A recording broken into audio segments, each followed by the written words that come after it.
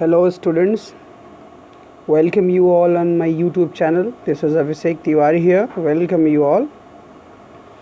I'm presenting you the next video of the chapter 1 of development economics of class 10th of CBSE. So students, हम लोगों ने development के कई topics को study किया है, डेवलपमेंट के कई एस्पेक्ट्स को देखा है, फीचर्स को देखा है, नेशनल डेवलपमेंट को समझा।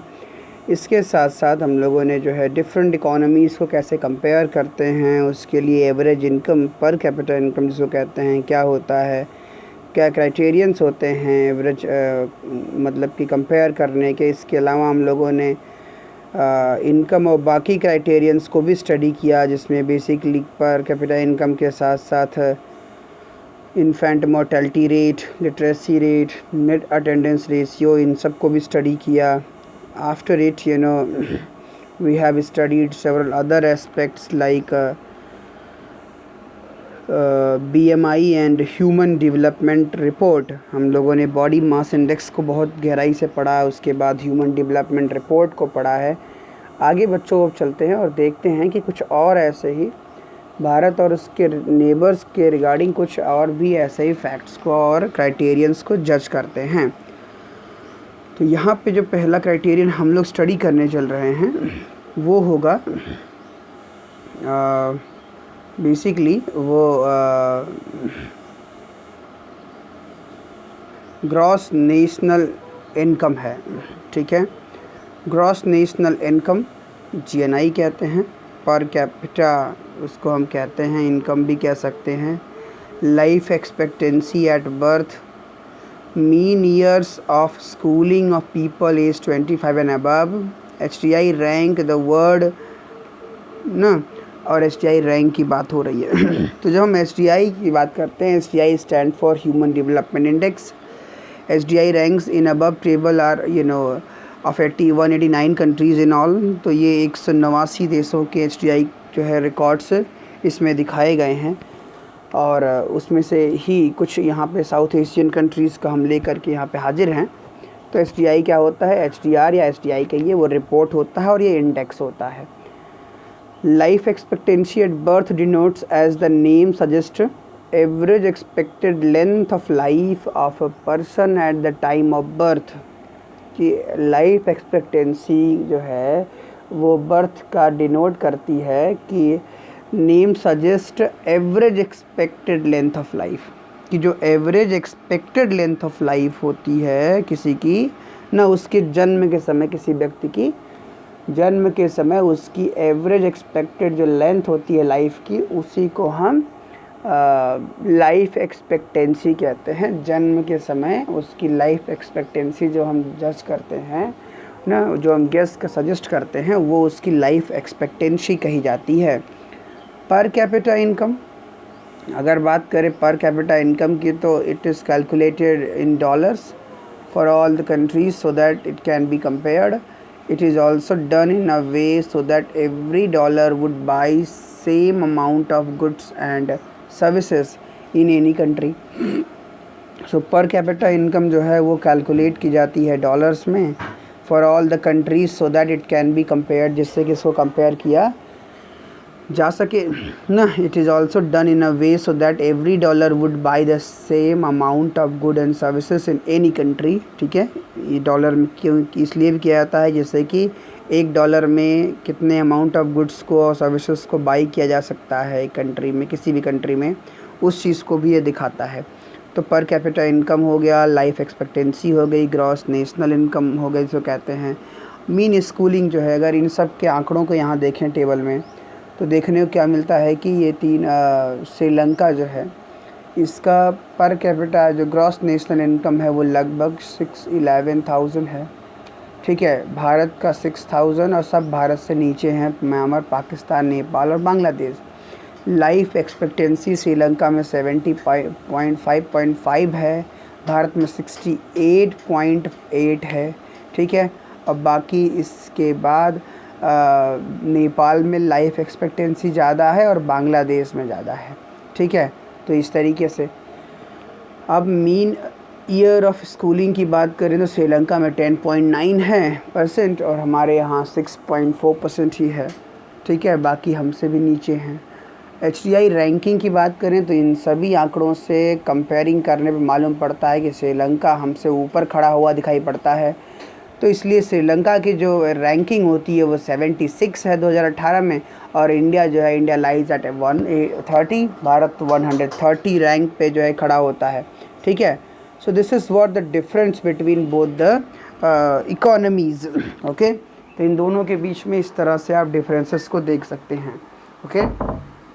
So, isn't it surprising that a small country in our neighborhood, Sri Lanka, is much ahead of India in every respect, and big country like ours has such a low rank in the world?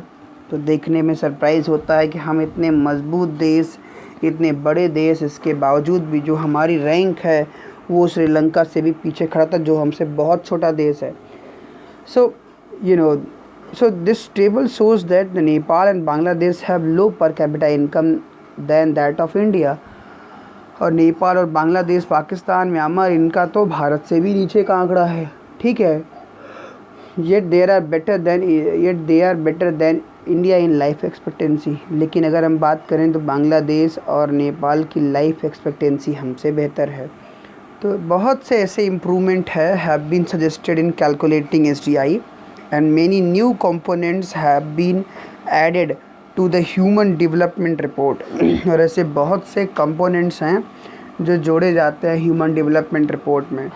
But by prefixing human to development, it has made it very clear that what is important in development is what is happening to citizens of a country, ठीक है। So human development report जो है वो बताता है, जो इन चीज़ों में ऐड करता है, but by prefixing human to development.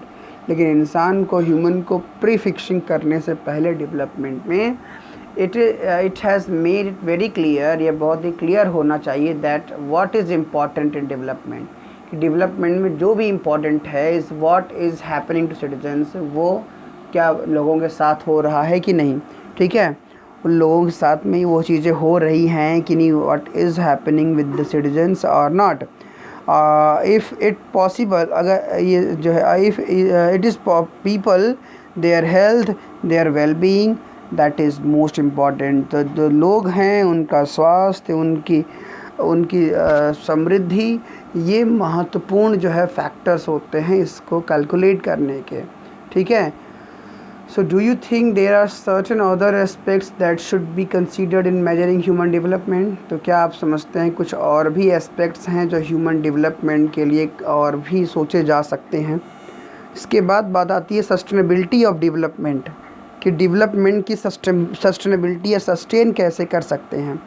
Sustainability एक रिसोर्स से जुड़ा हुआ एक तथ्य होता है, एक टर्म होता है। Suppose for the present that particular country is quite developed ना, आप सोचिए कि एक पर्टिकुलर कंट्री बहुत ही डेवलप्ड है। We would certainly like this level of development to go up further और at least be maintained for future generations. आप सपोज करिए for the present that a particular country is quite developed, कि एक particular देश बहुत develop है।